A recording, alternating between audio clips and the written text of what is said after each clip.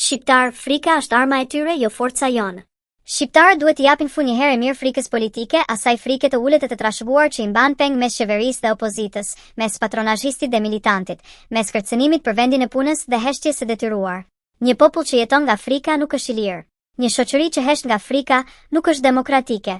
Nuk mund të ketë ardhmë një vend që pranon të qeveriset ose të opozitohet nga forca politike që hetohen nga spaku.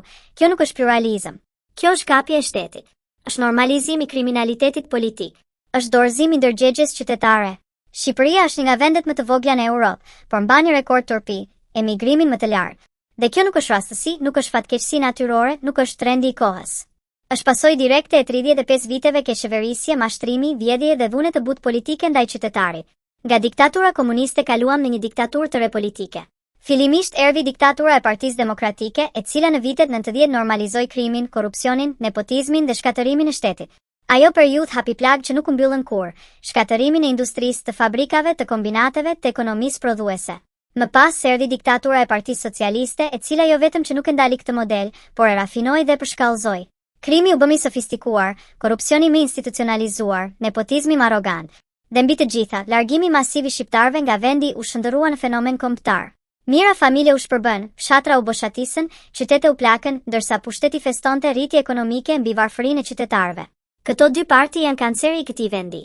Janë struktura që mendojnë vetëm për veten, për pushtetin, për pasurinë, për mbijetesën e elitave të tyre.